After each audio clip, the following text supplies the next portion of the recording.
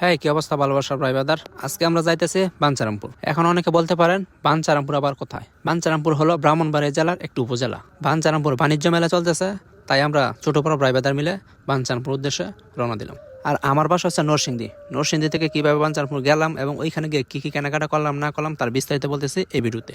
আমরা বিকালবেলা রওনা দিয়ে দুইটা খেয়া পার হয়ে ব্রিজ পার হয়ে বাঞ্ছারামপুর প্রাকৃতিক দৃশ্য দেখতে দেখতে চলে আসলাম বাঞ্ছারামপুর বাণিজ্য মেলার গেটের সামনে।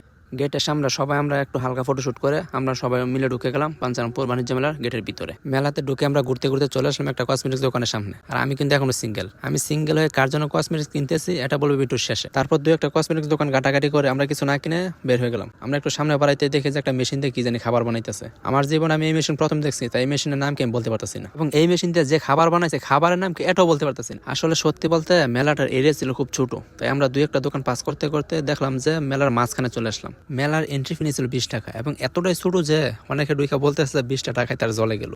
ঠিক মাঝখানে একটা টাওয়ার দেওয়া আছে এবং দুই একটা দোলনা দেওয়া আছে বাচ্চা এবং বাচ্চার মায়েদের জন্য। এখন অনেকে বলতে পারেন বাচ্চার মায়ের কথা বললাম কেন? সত্যি বলতে এখানে যতটা না বাচ্চা ছেলে আসছে বেশি ছিল বাচ্চার মারাই। আর এরই অপর পাশে দেখে যে নৌকা আছে, আর এই নৌকা দেখে আমি আমার জীবনের প্রথম নৌকা ওঠার স্মৃতি মনে পড়ে গেল। আমি যখন আমার জীবনের প্রথম নৌকাতে উঠেছিলাম তখন এই পরিমাণ ভয় পাইছে যে বলা বাহুল্য, এবং নৌকাটা যখন উপরে ওঠে তখন আমার কাছে খারাপ লাগতো না, কিন্তু যখন নাকি নৌকাটা নিচে নামে তখন আমার হার্টবিট একেবারে কমে যাইতো। তারপর আমরা একটু সামনে বাড়াইতে দেখি যে বেশ কিছু ফুলের দোকান দেওয়া আছে, এবং ফুলের দোকানগুলোতে বিভিন্ন ডিজাইনের সুন্দর সুন্দর ফ্রেম রাখা আছে। তারপর আমরা একটা ফুলের দোকানে ঢুকি এবং ফুলগুলো পছন্দ হয় কিনা দেখতেছি। আর এখানে বলে রাখি ফুলগুলো কিন্তু গাছের ফুল ছিল না। তারপর আমরা একটা ইলেকট্রিক দোকানে ঢুকে পড়ি। এই দোকানে খুব সুন্দর একটা অফার চলতেছিল, 40,000 টাকা দিয়ে আমরা বেশ কিছু প্রোডাক্ট পাবো। দোকানদার ভাই অনেক সময় নিয়ে আমাদেরকে অফারটি সম্পর্কে খুব ভালোভাবে বুঝাইছে, এবং অফারটা খুবই দুর্দান্ত ছিল, কিন্তু আমাদের সাথে এত টাকা না থাকার কারণে আমরা অফারটা নিতে পারিনি। তারপর আমরা ইলেকট্রিক দোকান থেকে বেরোয় একটা কাপড়ের দোকানে ঢুকি। আমরা গিয়েছিলাম 5 জন, এবং 5 জন থেকে 2 জন ছিল বিবাহিত এবং 3 জন ছিল অবিবাহিত, এবং তারা তাদের বউ বাচ্চার জন্য কাপড় চয়েস করতেছে।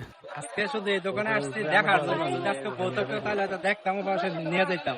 যদি আজকে বউতকে ওরা দেখতে চাবে নিয়ে যাবে, আজকে বউতকে তাহলে লয়ে যেতাম।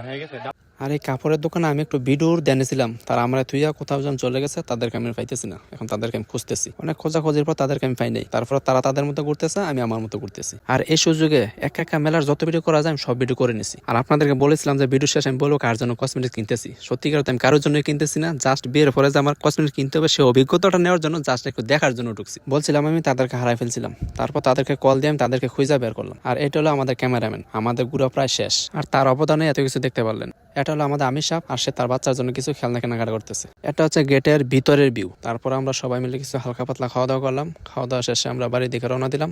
আর আজকের ভিডিওটা এ পর্যন্তই। Tata, bye bye.